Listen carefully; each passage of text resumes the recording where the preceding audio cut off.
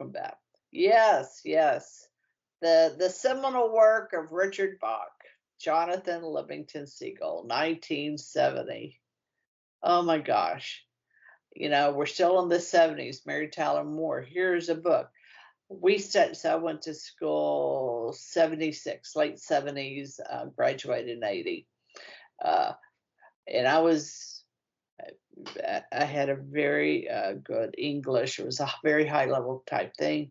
And my friends, we read this great work. You did too. All right. So let's just take a look here.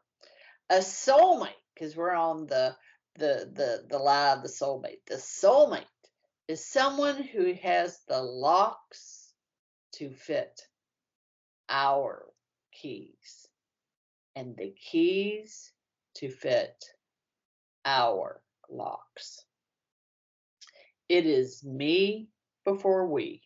So Sarah's looking, we got these circles, we got these groups. Where do they intersect? Where's our Venn intersection? And she's right, because that's what we're looking at right at this moment. Those groups have we before me, but your soulmate, it's me before we. And 90% of these types of spouses have doubts about their marriage because the core ambition of the soulmate is to be happily married and not stably married.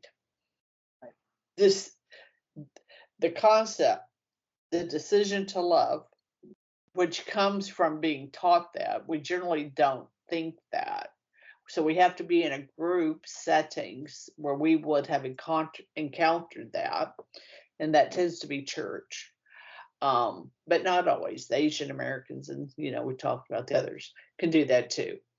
And so that decision to love, when the romance honeymoon fades for the betterment of the family.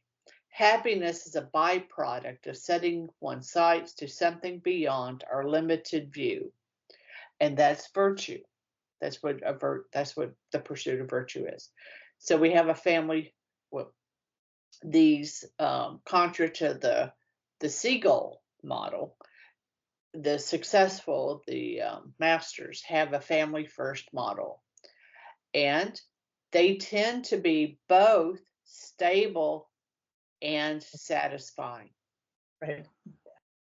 Because the stability is set. Right, absolutely. I mean, nobody wants to. How many people are willing to sit on a two-stool chair?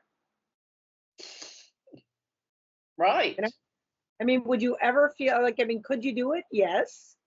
Right. I mean, it's possible. People actually probably sit on a one-stool chair on a high wire, strung up between two, high-rise, skyscrapers. Can it be done? Yes. Is it prudent? No. I mean, you're never without a moment's hesitation that at any second it could all fall. But nobody feels that way when they're sitting on a stool with three legs.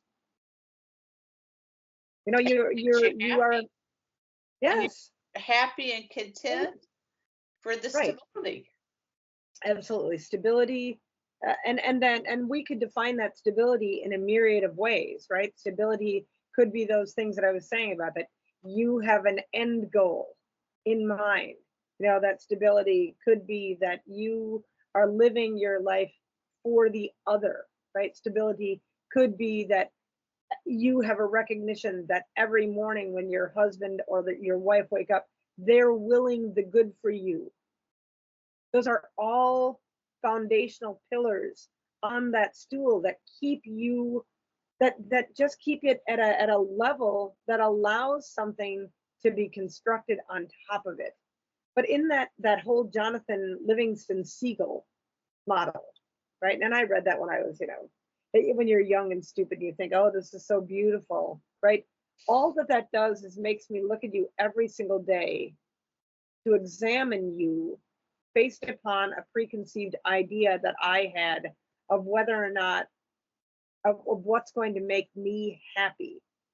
Do you fit that piece of the jigsaw puzzle today?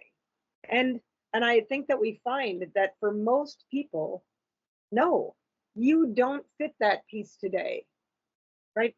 You don't. Like whatever it is that you do, you know, I think like sometimes, the alarm clock goes off in the morning and either the husband or wife turns over and turns it off and then doesn't get out of bed. And the other person in bed is left thinking, well, why just set the alarm clock for that time if you weren't going to get up? Or I mean, like even like something like some little minute little reality like that could leave somebody who is not in it for the long haul to think, well, I didn't want to get married to someone. I mean, my soulmate would know. My soulmate would know that last night when I went to bed, I just needed 15 more minutes of sleep. My soulmate would know that I wouldn't have set the alarm clock early today because this day of all days is such an important day for me, right? I mean, so it shuts down communication because it's a presumption that the other person simply knows you because they're your soulmate, and it shuts off communication. It permits seething little mini animosities to rise up that, you know in a normal marriage you can't just let that sit. Those things will fester. Even, they'll just be there. And in a normal marriage, two people would just be like, well, why just set the alarm clock so early if you weren't going to get up? Oh, well, I was hoping that I would be able to wake up early this morning, but last night I just couldn't sleep. Right. And so when the alarm clock went off, I just needed some more sleep. I'm sorry for waking you up. Okay, well, an effective dialogue in the morning that's built on mutual understanding, right? As opposed to, well, he should have known that I didn't need to get up early this morning, right? It's a very childish. That soulmate idea is very, because remember how, well, not remember, but we've talked about in numerous times that we're called to be childlike, not childish. And that concept of the soulmate is a childish counterfeit for the childlike love that husbands and wives are supposed to have for one another. That's right. That's right. All right, my friends. Let's pick up in the next episode of some practical applications to these concepts. Wilcox has some. I have some. I know Sarah will have some.